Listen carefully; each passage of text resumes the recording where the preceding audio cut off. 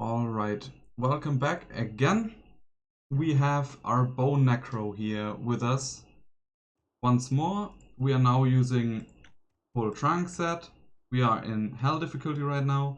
We have 75 all res capped.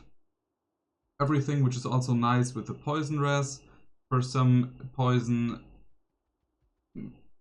enemies basically have enough strength to wear gear, rest into vitality, nothing else.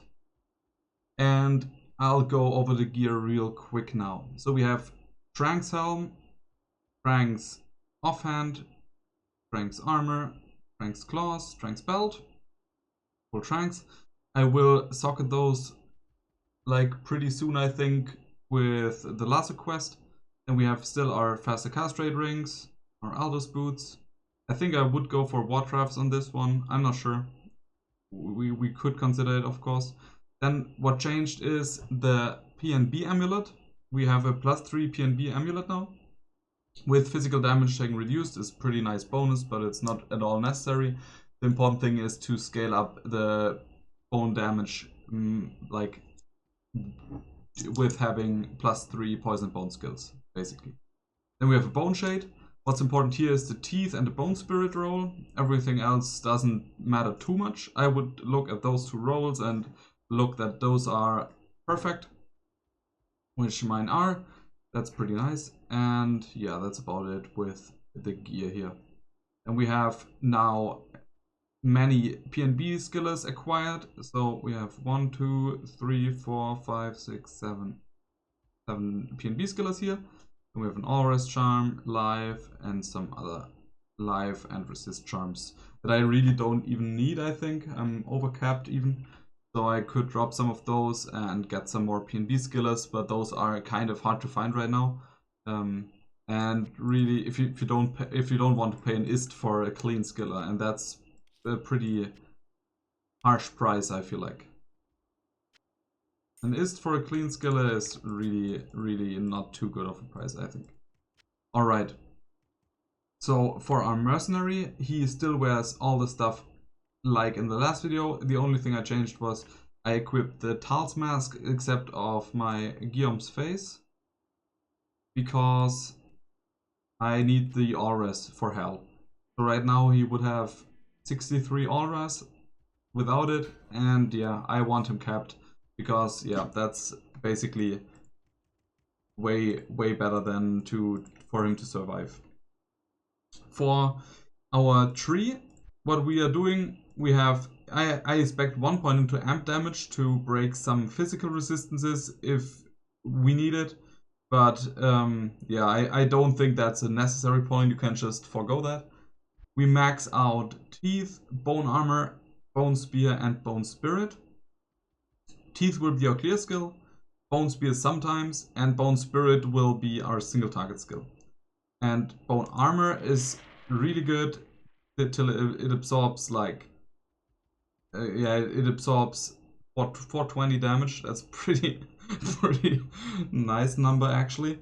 And yeah, you always want to keep up your bone armor because you get physical damage mitigated that way. It's really good.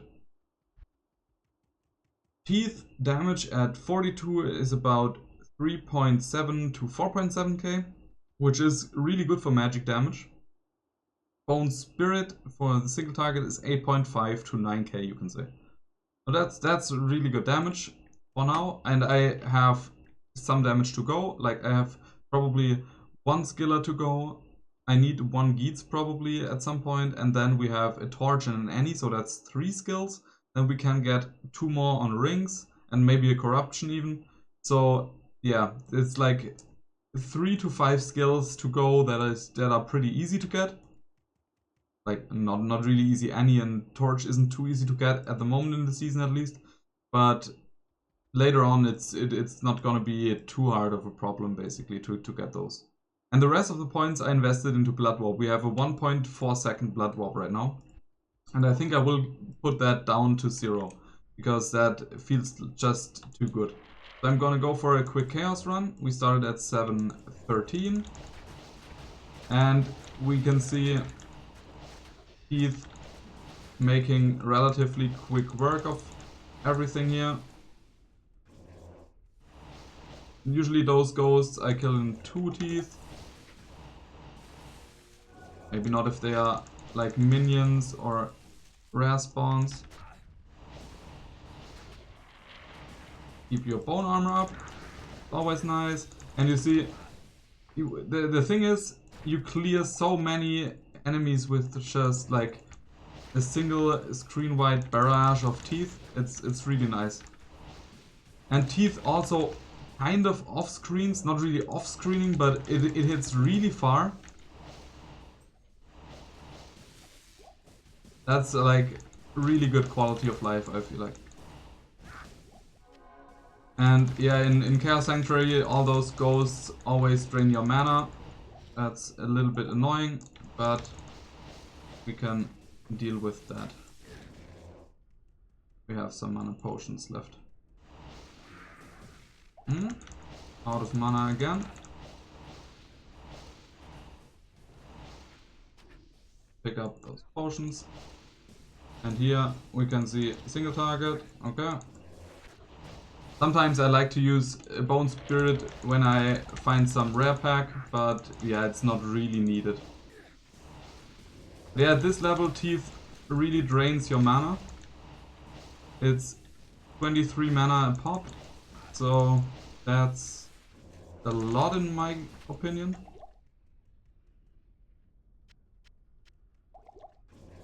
Yeah, and the 1.4 second teleport feels pretty good. But if we get down to basically 0, that's gonna be really cool. I like that it's actually possible for Necros to get to 0 cooldown with their teleports. And if it wasn't for the health cost, it would just be a better teleport, because he has way better cast frames for the Blood Warp than the Sorceress has for her teleport. But the health cost keeps it in check a little. That's also good that way, because if he didn't have a health cost and had a 0 cooldown teleport, he would just be a better Sorceress.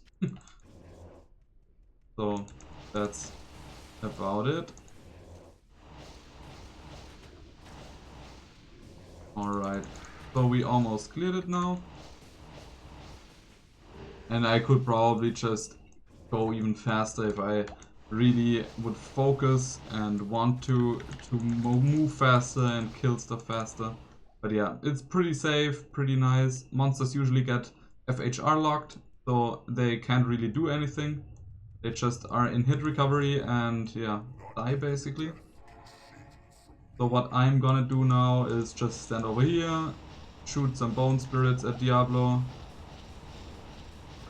and try to keep our mercenary alive.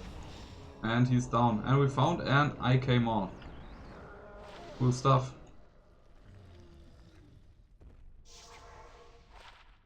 Alright.